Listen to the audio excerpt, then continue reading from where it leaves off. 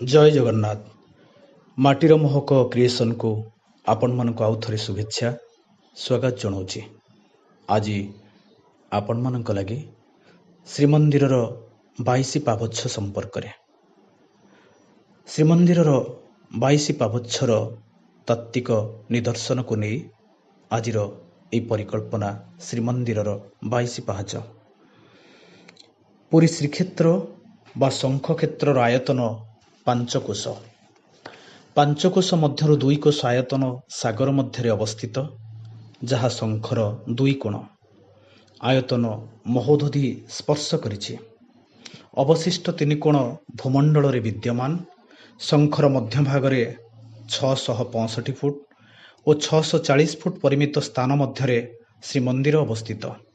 ଶ୍ରୀମନ୍ଦିରର ନୀଳାଦ୍ରି ମଣ୍ଡପରେ ସପ୍ତଧା ପ୍ରଭୁ ଶ୍ରୀଜଗନ୍ନାଥ, ପ୍ରଭୁ ଶ୍ରୀ ବଳଭଦ୍ର, ଦେବୀ ସୁଭଦ୍ରା, ଶ୍ରୀ ସୁଦର୍ଶନ, ମାଧବ, ଶ୍ରୀଦେବୀ, ଭୂଦେବୀ ମୂର୍ତ୍ତି ବିରାଜମାନ କରିଅଛନ୍ତି। ଶ୍ରୀମନ୍ଦିରର ଚାରିପଟେ 20 ଫୁଟ ଉଚ୍ଚ ବିଶିଷ୍ଟ ମେଘନାଦ ପ୍ରାଚୀର। କୁର୍ମ ପ୍ରାଚୀର ବେଢ଼ାରେ 490 ଫୁଟ 315 ଫୁଟ ବିଶିଷ୍ଟ କୁର୍ମ ବେଢ଼ା, ଯାହା ମଧ୍ୟଭାଗରେ ଶ୍ରୀମନ୍ଦିର ଅବସ୍ଥିତ। ମେଘନାଦ ପ୍ରାଚୀରର ଚାରିଦିଗରେ 4 ଗୋଟି ଦ୍ୱାର ଅଛି। ଏହା ଅଶ୍ୱଦ୍ୱାର ବା ଦକ୍ଷିଣ ଦ୍ୱାର, ବ୍ୟାଘ୍ର ଦ୍ୱାର ବା ପଶ୍ଚିମ ଦ୍ୱାର, ହସ୍ତୀ ଦ୍ୱାର ବା ଉତ୍ତର ଦ୍ୱାର, ସିଂହଦ୍ୱାର ବା ପୂର୍ବ ଦ୍ୱାର ହୋଇ ଶ୍ରୀମନ୍ଦିରକୁ ପ୍ରବେଶ କରିବାକୁ ହୋଇଥାଏ। ଏହାର ଉଭୟ ପାର୍ଶ୍ୱରେ 2ଟି ପ୍ରକାଣ୍ଡକାୟ ସିଂହ ମୂର୍ତ୍ତି ବିରାଜମାନ କରିଥିବାରୁ ଏହାକୁ ସିଂହଦ୍ୱାର ବୋଲି କୁହାଯାଏ। ସିଂହଦ୍ୱାର ସମ୍ମୁଖରେ ଅରୁଣସ୍ତମ୍ଭ ଶୋଭା ପାଏ। ସିଂହଦ୍ୱାର ଠାରୁ ଶ୍ରୀମନ୍ଦିର ଭିତର ବେଢ଼ା ପର୍ଯ୍ୟନ୍ତ ଲମ୍ବି ଯାଇଥିବା ପାହାଚ ଶ୍ରେଣୀକୁ 22 ପାହାଚ କୁହାଯାଏ। ଏହି 22 ପାହାଚ ଗୁଡ଼ିକ ବଉଳମାଳା ବା ଶାଣ ପଥରରେ ତିଆରି। ପ୍ରଥମ 18ଟି ପାହାଚ ସବୁଠାରୁ ଓସାରିଆ। ଏହାର ଦୈର୍ଘ୍ୟ ପ୍ରାୟ 15 ଫୁଟ ଓ ଓସାର 6 ଫୁଟ ଓ ଉଚ୍ଚତା 6 ଇଞ୍ଚରୁ 7 ଇଞ୍ଚ। ଏହି ପାହାଚ ଗୁଡ଼ିକର ଦକ୍ଷିଣ ଦିଗରେ ମହାପ୍ରଭୁ ଶ୍ରୀଜଗନ୍ନାଥଙ୍କର ପାକଶାଳା ଓ ଉତ୍ତର ଦିଗରେ ଆନନ୍ଦ ବଜାର ଅବସ୍ଥିତ। ଆନନ୍ଦ ବଜାରକୁ ପ୍ରବେଶ ପଥର 2ଟି ଅର୍ଦ୍ଧବୃତ୍ତାକାର। ଏହି ପାହାଚ ଗୁଡ଼ିକ ପଥରରେ ତିଆରି ହେଲେ ହେଁ ଏହା ସାମାନ୍ୟ ପାହାଚ ନୁହେଁ। ଏହି ପାହାଚରେ ଭରି ରହିଛି ଅନେକ ପବିତ୍ରତା, ଅନେକ ତାତ୍ତ୍ୱିକ କଥା।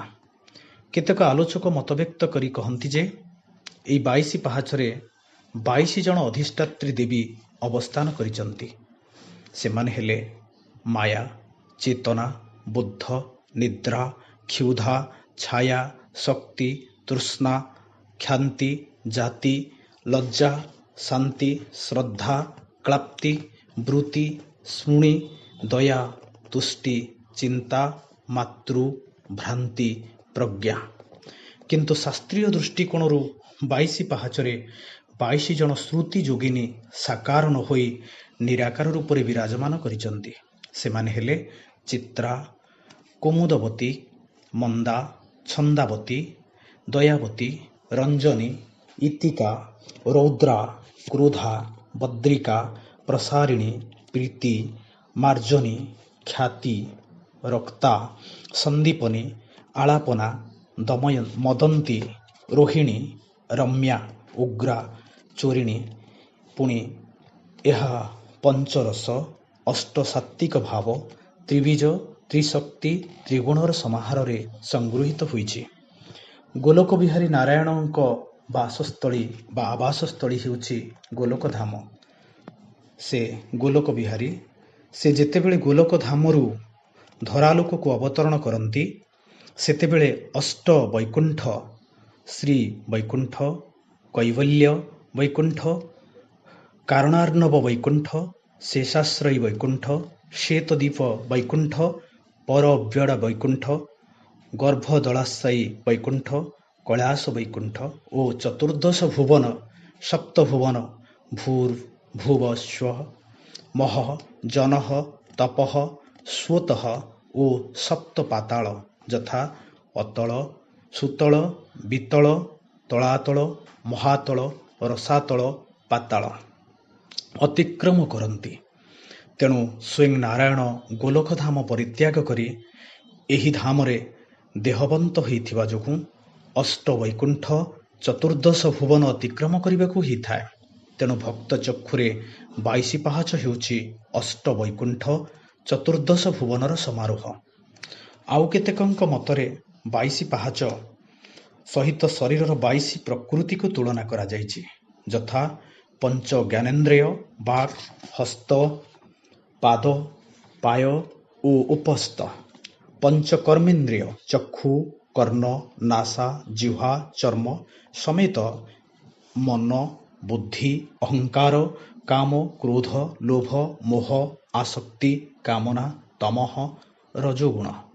ସାଧାରଣତଃ ମଣିଷ 21 ପ୍ରକୃତିରେ ବଶବର୍ତ୍ତୀ। ଏହି 21 ପ୍ରକୃତି ବା ଗୁଣ ଅଥବା 21ଟି ପାହାଚ ଅତିକ୍ରମ କରି 22 ପାହାଚରେ ପହଞ୍ଚି ପାରିଲେ ସତ୍ୱଗୁଣର ଅଧିକାରୀ ହୋଇପାରିବ ଏବଂ ଶ୍ରୀ ଜଗନ୍ନାଥଙ୍କ ସାନ୍ନିଧ୍ୟ ଲାଭ କରିପାରିବ।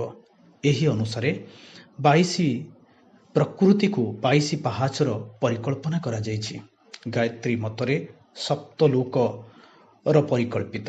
ଏହି ସପ୍ତଲୋକର ପ୍ରତ୍ୟେକ ଲୋକରେ ଗୁଣରେ 3 ପାହାଚ, ସାତ୍ତ୍ୱିକ, ତାମସିକ, ରାଜସିକ। ଏହି 21 ପାହାଚରେ ଶେଷ ପାହାଚ ହେଉଛି 22 ପାହାଚରେ ବ୍ରହ୍ମଲୋକ ଅବସ୍ଥିତ। ଏଠାରେ ପରମବ୍ରହ୍ମ ଶ୍ରୀ ଜଗନ୍ନାଥଙ୍କର ସାନ୍ନିଧ୍ୟ ଲାଭ କରାଯାଇଥାଏ। ତେଣୁ 22 ପାହାଚ ହେଉଛି ଏହାର ପ୍ରତୀକ। ପୁଣି ମଣିଷ 21 ପାହାଚ ଅତିକ୍ରମ କଲାବେଳେ ଗୋଟାଏ ପାହାଚରେ ଗୋଟାଏ ଦୁର୍ଗୁଣ, ଏହିପରି 21ଟି ଦୁର୍ଗୁଣ ପରିତ୍ୟାଗ କଲେ 22 ପାହାଚରେ ପରମବ୍ରହ୍ମ ମହାପ୍ରଭୁ ଶ୍ରୀ ଜଗନ୍ନାଥଙ୍କର ସାନ୍ନିଧ୍ୟ ଲାଭ କରିପାରନ୍ତି। ଏହି 21 ଗୋଟି ଦୁର୍ଗୁଣ ହେଉଛି କାମ, କ୍ରୋଧ, ମାୟା, ମୋହ, ଲୋଭ, ଅହଙ୍କାର, ଅନିଷ୍ଟ ଚିନ୍ତା ଏବଂ ଶତ୍ରୁମିତ୍ର ଭାବନା, ଅସନ୍ତୋଷ, ସୁପ୍ରଶଂସା, ଜିଦି, ସନ୍ଦେହ, ଅବିଶ୍ୱାସ, ଆଳସ୍ୟ, କପଟତା, ନିଷ୍ଠୁରତା, ମିଥ୍ୟା, ହିଂସା, ଭେଦଭାବ ଜ୍ଞାନ, ନାସ୍ତିକତା, ଅସହିଷ୍ଣୁତା। ମଣିଷ ଏହି ଦୁର୍ଗୁଣରେ ହିଁ ପରିପୂର୍ଣ୍ଣ। ଏହି ଦୁର୍ଗୁଣକୁ ଉଦ୍ଧାର ପାଇବା ଲାଗି ବା ଏହି ଦୁର୍ଗୁଣରୁ ଉଦ୍ଧାର ପାଇବା ଲାଗି 22 ପାହାଚର ହେଉଛି ଏହାର ପ୍ରତୀକ। ଏହି 22 ପାହାଚ ଅତିକ୍ରମ କରିଗଲେ ମଣିଷ ଶ୍ରୀ ଜଗନ୍ନାଥଙ୍କର ସାନ୍ନିଧ୍ୟ ଲାଭ କରିବାରେ ସକ୍ଷମ ହୁଏ।